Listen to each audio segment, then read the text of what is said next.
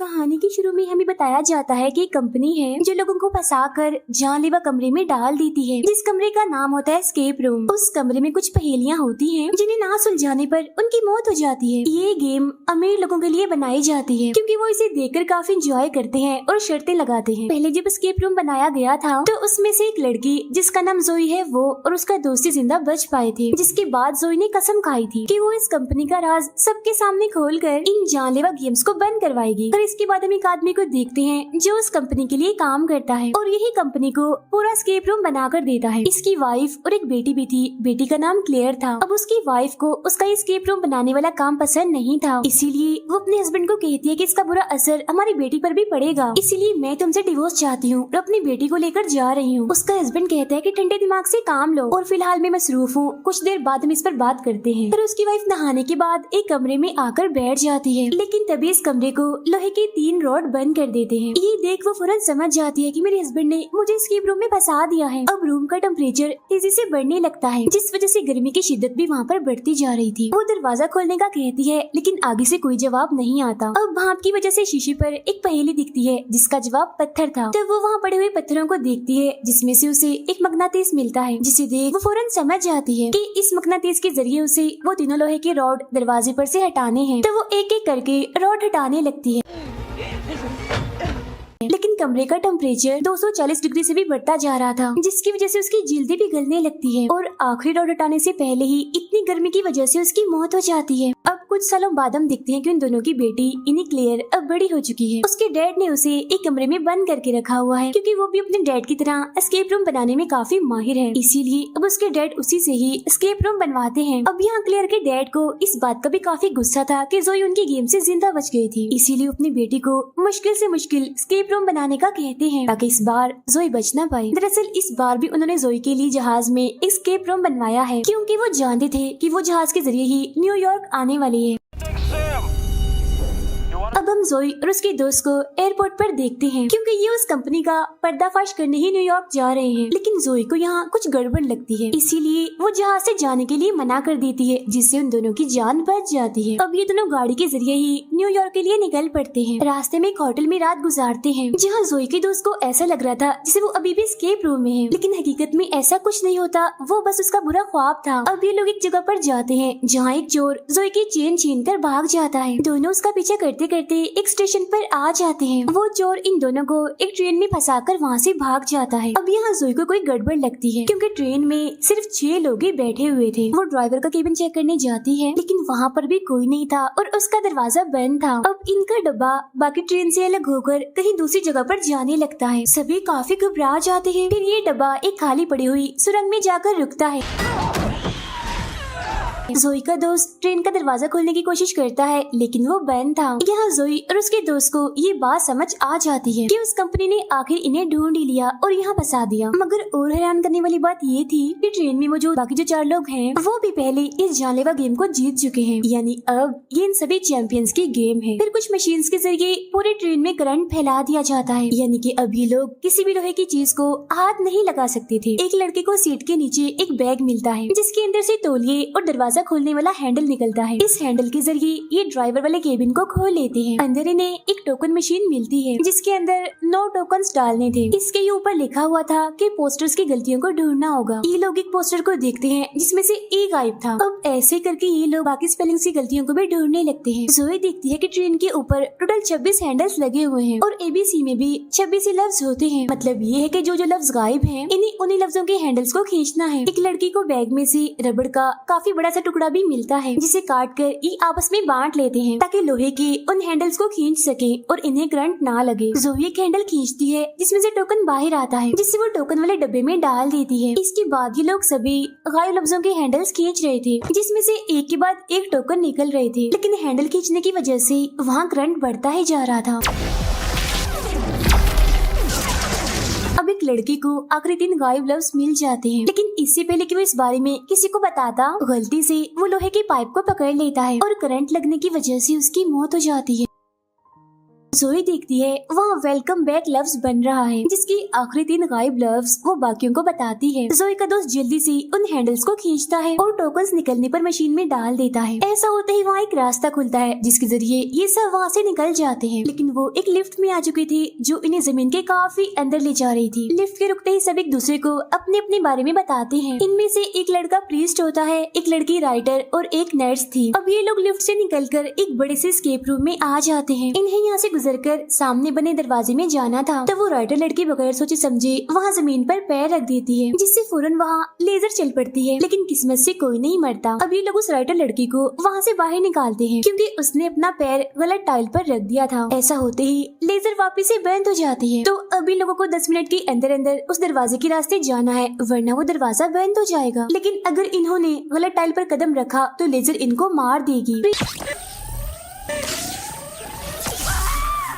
को यहाँ पर रखे लॉलीपॉप्स में से एक चाबी मिलती है। जोई उस चाबी को निकालकर काउंटर पार करके तिजोरियों वाली जगह पर जाती है। नर्स और राइटर को भी एक चाबी मिलती है, इसीलिए वो भी तालों को खोलने जाती हैं। जोई का दोस्त देखता है कि हर तिजोरी पर एक नंबर था, लेकिन एक तिजोरी ऐसी भी थी जिस पर नाम लिखा था, इसीलिए अब ये लोग चाबी से उसी तिजोरी को खोलने लगते हैं। तिजोरी के खुलते ही उसमें से बहुत सारे तेजदार हीरे बाहर गिरते हैं, जिन्हें छूते ही जोई की उंगली कट जाती है। दोनों लड़कियों को भी इस तिजोरी से खाली नोट मिलते हैं और फौरन ही बाद वहाँ एक एटीएम की लाइट जल जाती है और अब इन्हें इस एटीएम का कोड चाहिए था। जोई का दोस्त समझ जाता है कि अगर वो जोई का खून खाली नोटों पर डालेगा तो तब शायद उन्हें कोड मिल जाएगा। और अब जैसे नर्स नोटों को देने के लिए काउंटर पर चढ़ती है तो फिर से लेजर चल पड़ती है, जिसे डरकर वो नर्स वापिस से गिर जाती है। अब उसके गिरते ही लेजर भी बंद हो गई थी। प्रीस्ट वो नोट जोई को देता है जिस पर खून लगाने से इन्हें एटीएम का कोड मिल जाता है और जैसे वो इस कोड को एटीएम में डालता है तो तभी यहाँ 3 घड़ियाँ अलग अलग टाइम पर रुक जाती है। ये दरअसल उनके लिए इशारा था सही टाइल्स पर जाने का। घंटे वाली सुई ये बता रही थी कि इन्हें किस तरफ जाना है और मिनट्स वाली सुई का मतलब था कि कितने कदम चलना है। अब वो प्रीस्ट इन सुइयों के हिसाब से 12 कदम चलता है। साथ ही वो अपनी पिछली वाली टाइल्स पर लॉलीपॉप भी रख रहा था ताकि बाकियों को भी सही रास्ता पता चल सके, लेकिन वो सुइयों की मदद से सिर्फ आधा रास्ता ही पार कर पाता है क्योंकि अगली टाइल एक बटन की तरह दब जाती है और फौरन ही एक और तिजोरी सामने आती है और जिस टाइल पर वो खड़ा था उस पर भी एक पहेली लिखी आती है। तिजोरी को खोलने के लिए ये लोग घबराते हुए कोड ढूंढने लगते हैं, लेकिन इनके पास वक्त बहुत ही कम बचा था, इसीलिए वो प्रीस्ट गॉड के भरोसे पर ही आगे बढ़ने लगता है। बाकी लोग उसे मना भी करते हैं, लेकिन वो किसी की नहीं सुनता और एक गलत टाइल पर पैर रख देता है, जिससे लेजर फिर से चल पड़ती है। उसका सर हड़बड़ी में एक टेबल से टकराता है और वो बेहोश हो जाता है। दोनों लड़कियां उसका पैर गलत टाइल से हटाती हैं, जिससे लेजर फिर से बंद हो जाती है। वो राइटर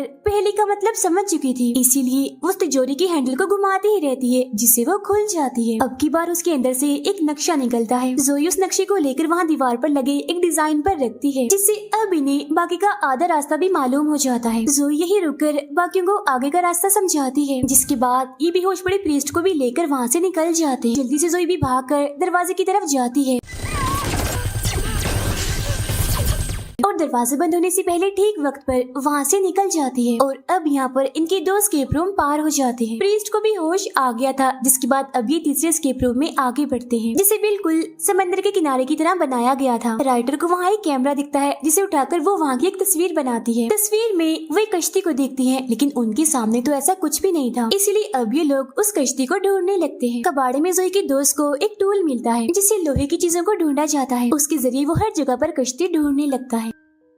जोई इधर 2 स्टैचूज भी देखती है, जिनमें से एक की आंखों पर सिपियां रखी गई थी, जो काफी अजीब दिख रही थी। तभी वो टूल रेत में आवाज करने लगता है, जिसके बाद ये लोग उस जगह से रेत खोदने लगते हैं और रस्सियों से बंधी एक काफी बड़ी चीज बाहर निकालते हैं, लेकिन रस्सी टूट जाती है और रेत उस रस्सी को फौरन निकल जाता है। अब ये लोग समझ चुके थे कि ये रेत दलदली बनती जा रही है, जिसमें सबसे पहले वो नर्स फंसती है और देखते ही देखते रेत उससे भी निकल जाता है। फौरन वो प्रीस्ट अपनी कमर पर रस्सी बांधकर रेत में कूद जाता है। वो नर्स को तो बचा लेता है, लेकिन रस्सी एक बार फिर से टूट जाती है, जिस वजह से रेत में दबने से उसकी मौत हो जाती है। वो रेत और दलदली बनती जा रही थी, इसलिए ये लोग भागकर एक केबिन में आ जाते हैं। अंदर जाने के बाद इन्हें पता चलता है कि यहाँ से निकलने का रास्ता वहाँ रखी फ्रिज के अंदर है, लेकिन फ्रिज को खोलने के लिए इन्हें कोड ढूंढना होगा। यहाँ एक बटन भी था, जिसे जैसे जोई दबाती है बाहर खाली बनी बिल्डिंग में लाइट जल पड़ती है। वो समझ जाती है कि अगला इशारा उस बिल्डिंग के ऊपर ही मिलेगा, इसीलिए वो फौरन उसके ऊपर चढ़ जाती है सीढ़ियों के जरिए। यहाँ दूरबीन के जरिए जोई को एक मैसेज दिखता है जो था आई कांट सी यू। सी की स्पेलिंग गलत थे, वो SEE के बजाय SEA थे। वो चिल्लाकर सभी को ये इशारा बताती है, लेकिन नीचे उतरते हुए उसकी नजर वहाँ एक गोल दरवाजे पर जाती है। जोई के दोस्त को वो इशारा समझ आ गया था, इसीलिए वो भागकर उस स्टैचू के पास जाता है जिसकी आंखों की जगह सिपियां लगी हुई थी। वो बड़ी मुश्किल से उसकी आंखों से सिपियां उतारता है जो दरअसल फ्रिज का कोड था। वो जल्दी से अंदर आकर उस कोड से फ्रिज को खोल लेता है, जिसके जरिए अब ये लोग यहाँ से निकल सकते थे। उधर जोई भी वो गोल दरवाजा हटाती है जिसके अंदर एक खुफिया रास्ता था, जिसे देखकर वो फौरन समझ जाती है कि अगर वो इसके अंदर जाएंगे तो सीधा गेम से निकल जाएंगे। इसीलिए वो बाकी लोगों को भी अपने पास बुलाती है। तब राइटर के अलावा उसका दोस्त और वो नर्स उस पर भरोसा करके उसके पास जाने लगते हैं। वो सीढ़ियों के जरिए ऊपर जा रहे थे। नर्स तो ऊपर चढ़ जाती है, लेकिन जोई के दोस्त के ऊपर जाने से पहले वो सीढ़ियाँ अंदर चली जाती है और वो नीचे गिरकर रेत में दफन हो जाता है। ये देखकर जोई को काफी दुख होता है और वो दोनों खुफिया रास्ते से निकलकर एक जगह पर आती है और यहाँ से निकलने के लिए भी इन्हें एक सीढ़ी मिल जाती है। वो सीढ़ी के जरिए बाहर आती है और आसपास गाड़ियाँ देखकर समझ जाती है कि वो किसी सड़क पर है, मतलब वो सच में गेम से बाहर आ गई हैं। लेकिन ऐसा कुछ नहीं था। तभी वो राइटर यहाँ भागकर आती है और बताती है कि ये चौथा स्केप रूम है और यहाँ हर एक मिनट के बाद तेजाब की बारिश होगी, जिसे बचने के लिए यहाँ बने स्टोर में जाना होगा, लेकिन वहाँ पर ताला लगा हुआ है। राइटर ऊपर चढ़ती है तो उसे वहाँ एक चाबी मिलती है, जिससे ताला खोलकर ये शटर ऊपर करती है और देखती है कि स्टोर के सामने तो एक और दरवाजा लगा हुआ है। अब टाइम खत्म होते ही यहाँ तेजाब की बारिश होने लगती है। तभी तीनों के ऊपर एक कवर आ जाता है जिससे इन्हें कुछ नहीं होता। तभी बारिश बंद हो जाती है और दोबारा से 1 मिनट का टाइमर लग जाता है। तभी यहाँ एक बॉक्स के अंदर फोन बजने लगता है, लेकिन उसके दरवाजे पर भी ताला लगा हुआ था। तब जोई कहती है कि अगर हम तेजाब को जमा कर लें तो इस ताले को पिघलाकर हम दरवाजा खोल सकते हैं। तब वो नर्स किसी ऐसी चीज को ढूंढने लगती है जो तेजाब से नहीं जली और उसे एक बोतल मिल भी जाती है। टाइम खत्म होते ही बारिश फिर से शुरू हो जाती है। ये लोग बोतल को वहीं रख कवर के नीचे खड़ी हो जाती है। बारिश बंद होते ही उस बोतल में जमा हुए तेजाब से टेलीफोन बॉक्स का ताला पिघला देती है और दरवाजा खुल जाता है।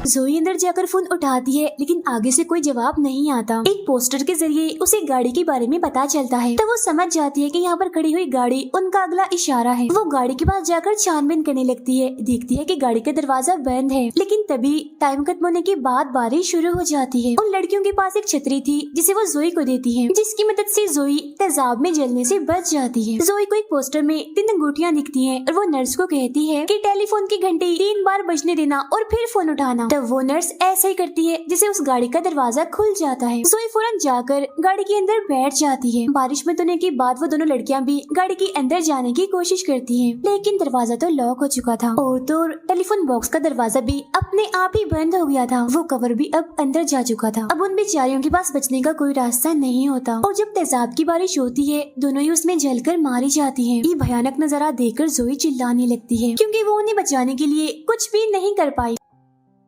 तभी उसके नीचे से सीट खुल जाती है और जोई कहीं चली जाती है। उधर एस्केप रूम बनाने वाले यानी क्लेयर के डैड को गड़बड़ लगती है, क्योंकि जिस आखिरी एस्केप रूम में जोई ने आना था वो वहाँ नहीं आई बल्कि कहीं और ही चली गई। तब वो समझ जाता है कि जरूर मेरी बेटी क्लेयर ने जोई को बचाने के लिए ये गड़बड़ की है। उधर क्लेयर का दोस्त जोई को अपने साथ ले आया था। यहाँ जब जोई क्लेयर को देखती है तो समझ जाती है कि ये एस्केप रूम बनाती है। क्लेयर जोई को बताती है कि ये सब कुछ मैं अपने डैड के कहने पर ही कर रही हूँ। जब से मेरी माँ की मौत हुई है मेरे डैड ने मुझे यहीं इस कमरे में कैद कर दिया है। मैंने तुम्हें यहाँ तक इसीलिए बुलाया ताकि तुम मेरी मदद करो, मुझे इस कमरे से निकालो। लेकिन जोई कहती है मुझे तुम पर भरोसा नहीं है, मैं तुम्हारी मदद क्यों करूँ। तो वो कहती है कि समंदर के किनारे वाले एस्केप रूम में मैंने गड़बड़ कर दी थी। इन्हें जब तुम्हारा दोस्त रेत में धंस गया था वो मरा नहीं बल्कि जिंदा है, सही सलामत है और एक कमरे में है जहाँ वो बिल्कुल ठीक है। लेकिन तभी वो देखती है कि क्लियर के डैड के लोग उसे ढूंढकर आखिरी एस्केप रूम में डाल देते हैं, जो कि एक टेम्परेचर वाला कमरा था। तब जोई का दोस्त इस कमरे की पहेली सुलझाने में लग जाता है, लेकिन अगर उसने जल्दी ना की तो वो भी क्लेयर की माँ की तरह गर्मी से मारा जाएगा। क्लेयर जोई को बताती है कि मेरे डैड के कंप्यूटर के जरिए मैं तुम्हारे दोस्त को बचा सकती हूँ, लेकिन उसके लिए मुझे इस कमरे से निकलना होगा। तब जोई उसे बाहर निकालने के लिए दीवार पर बनी पहेली सुलझाने लगती है, लेकिन हर सेकंड के साथ वो बदल रही थी तो उसे सुलझाना नामुमकिन था। क्लेयर बताती है कि मेरे डैड ने कहा था कि मैं कभी भी खुद से इस पहेली को नहीं सुलझा पाऊंगी। तब जोई एक ऐसी जगह जाकर खड़ी हो जाती है जहाँ से क्लेयर ना देख पाए। तब साइड से उसे देखने पर एक कोड मिलता है जिसके जरिए ये दरवाजा दरवाजा खोल लेते हैं और क्लेयर बाहर आ जाती है। लेकिन तभी यहाँ क्लेयर के डैड गन लेकर आ जाते हैं और अपनी ही बेटी का गला दबाने लगते हैं। लेकिन वो अपने डैड को धक्का देकर उसी कमरे में बंद कर देती है जिसमें वो खुद थी। फिर क्लेयर भागकर अपने डैड के रूम में जाती है और उनके कंप्यूटर से उस आखिरी एस्केप रूम को बंद कर देती है जहाँ जोई का दोस्त फंसा हुआ था और इस तरह से उसकी जान बच जाती है। जोई क्लेयर से पूछती है कि मेरा दोस्त कहाँ है, जिस पर वो बताती है कि उसी बिल्डिंग में जहाँ तुम लोग सबसे पहले गए थे और तुम्हारे सारे एस्केप रूम उसी बिल्डिंग में खेले गए हैं और गेम बनाने वाले सभी इंसानों को मैंने वहाँ बंद कर दिया है ताकि तुम सबूतों के साथ उन्हें पुलिस को पकड़ा दो। मैं भी अपने डैड को खुद पुलिस के हवाले कर दूंगी। जोई गाड़ी लेकर उस बिल्डिंग तक पहुँचती है जहाँ पुलिस और एम्बुलेंस पहले से ही मौजूद थी। गेम में मरने वालों की लाशें भी निकाल ली गई थी और गेम कंट्रोल करने वालों को भी पुलिस ने गिरफ्तार कर लिया था। जोई को भी उसका दोस्त मिल जाता है। इसके बाद क्लेयर अपने डैड के पास आती है और अब हम यहाँ क्लेयर का असली चेहरा देख पाते हैं कि वो कितनी खतरनाक है। वो असल में बचपन से ही पागल है। जब वो छोटी थी तभी से उसे बुरी आदतें पड़ गई थी, इसे दूसरों को चोट पहुंचाना, सबके साथ बुरा सलूक करना और भी बहुत कुछ। लेकिन उसकी माँ उसे सुधारने के लिए एक मेंटल हॉस्पिटल में भेजने वाली थी, इसीलिए उसने अपनी ही माँ को उस टेम्परेचर वाले एस्केप रूम में फंसाकर मार दिया। जी हाँ, उसे क्लेयर ने ही मारा था। जिसके बाद अब वो यहाँ अपने डैड को भी मार देती है ताकि वो और ज्यादा खतरनाक एस्केप रूम बनाए और उसकी तारीफ हो।